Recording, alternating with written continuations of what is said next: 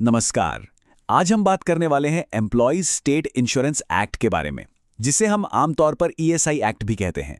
ये एक्ट असल में भारत में काम करने वाले लाखों लोगों के लिए एक सोशल सिक्योरिटी का मजबूत स्तंभ है। अक्सर ये चिंता मन में आती है ना। लेकिन सोचिए, अगर इसके लिए पहले से ही एक सेफ्टी सिस्टम बना हो तो। बिल्कुल, भारत का ईएसआई एक्ट ठीक इसी काम के लिए है। इसे एक सेफ्टी नेट समझ सकते हैं, एक ऐसा सुरक्षा कवच जो कर्मचारियों को बीमारी, चोट या किसी भी ऐसी ही मुश्किल घड़ी में फाइनेंशियल सपोर्ट देता है। तो चलिए फटाफट देख लेते हैं कि आज हम क्या क्या कवर करेंगे। हम समझेंगे कि ईएसआई है क्या, इसके मुख्य लाभ क्या हैं, इसके नियम क्या कहते हैं, और हाँ, अगर कोई विवाद हो जाए तो उसका क्या समाधान है। ठीक है, तो शुरुआत करते हैं अपने पहले सेक्शन से। आखिर ये ईएसआई है क्या और ये सोशल सिक्योरिटी के लिए इतना जरूरी क्यों माना जाता है? ओके, तो बिल्कुल आसान भाषा में समझते हैं। ईएसआई एक्ट ना एक तरह की इंश्योरेंस स्कीम है भारतीय कर्मचारियों के लिए। इसकी खास बात यह है कि ये सेल्फ फाइनेंसिंग है। मतलब ये कि इसका पैसा कर्मचारियों और नियोक्ताओं के योगदान से ही आता है। और इसका मकसद एकदम साफ है, बीमारी, चोट या ऐसी ही कोई अनचाही मुसीबत से कर्मचारियों को बचाना। चलिए अब आते हैं सबसे जरूरी सवाल पर, आखिर इसके फायदे क्या हैं। सेक्शन 2 में हम आराम से समझेंगे कि एक बीमित कर्मचारी को क्या क्या लाभ मिलते हैं। तो देखिए, इस एक्ट के सेक्शन 46 में 6 बड़े लाभ गिनाए गए हैं। ये हैं बीमारी लाभ, मातृत्व लाभ, विकलांगता लाभ, आश्रित जन लाभ, चिकित्सा लाभ और अंत्येष्टि व्यय। चलिए अब एक एक करके इन सब पर नजर डालते हैं। सबसे पहला है बीमारी लाभ। नाम से ही साफ है, अगर कोई बीमारी की वजह से काम पर नहीं जा पा रहा तो इस लाभ के जरिए उसके वेतन के नुकसान की भरपाई की जाती है। इसके बाद आता है मातृत्व लाभ। ये एक बीमित महिला को गर्भावस्था, प्रसव या उससे जुड़ी किसी भी बीमारी के दौरान वित्तीय सहायता प्रदान करता है। फिर है विकलांगता लाभ। अगर काम से जुड़ी किसी चोट की वजह से कोई विकलांगता हो जाती है तो ये भुगतान मिलता है। यहाँ एक बात ध्यान रखने वाली है कि यह लाभ सिर्फ काम से संबंधित चोटों के लिए ही है। अगला है आश्रित जन लाभ। ये उस दुर्भाग्यपूर्ण स्थिति में काम आता है जब किसी कर्मचारी की काम पर लगी चोट से मृत्यु हो जाती है।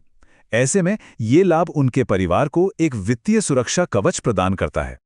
अब आते हैं चिकित्सा लाभ पर, और इसमें जो सबसे खास बात है वो है इसका दायरा। ये सिर्फ बीमित व्यक्ति को ही नहीं बल्कि उनके परिवार को भी चिकित्सा उपचार और देखभाल प्रदान करता है। और आखिरी लाभ है अंत्येष्टि व्यय। ये एक मुश्त भुगतान है जो मृतक कर्मचारी के परिवार को अंतिम संस्कार के खर्चों के लिए दिया जाता है। तो ये तो हो गए लाभ। अब इन लाभों को क्लेम करने के कुछ नियम भी तो होंगे, है ना?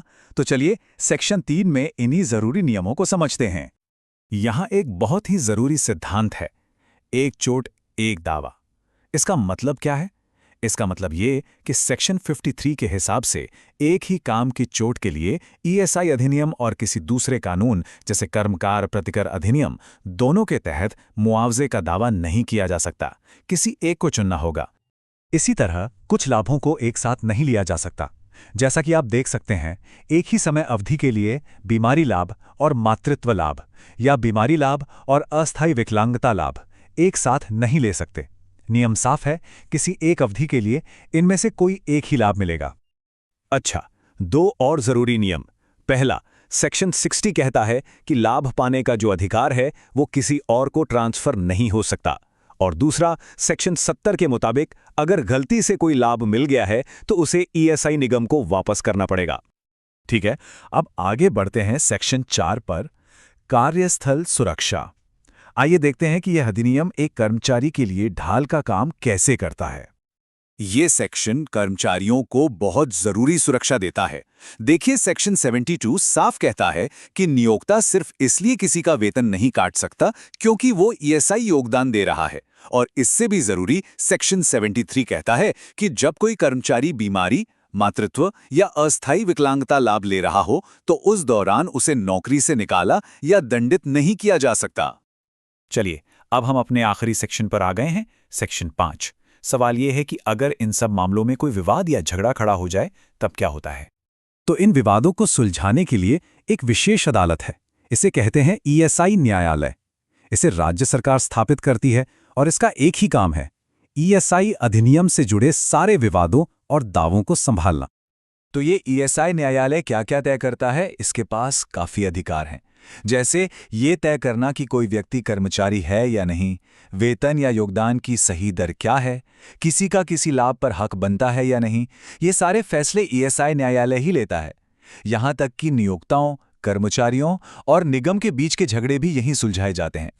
तो एक आखिरी सवाल मन में आ सकता है कि क्या इन मामलों को कोई सामान्य सिविल कोड भी संभाल सकता है? और इसका जवाब एकदम साफ है, बिल्कुल नहीं। इन मामलों पर फैसला लेने का विशेष अधिकार यानी पूरा हक सिर्फ ईएसआई न्यायालय के पास है। कोई भी दूसरा सिविल कोर्ट इसमें दखल नहीं दे सकता और यही चीज इस पूरे सिस्टम को व्यवस्थित और स्पष्ट बनाती है।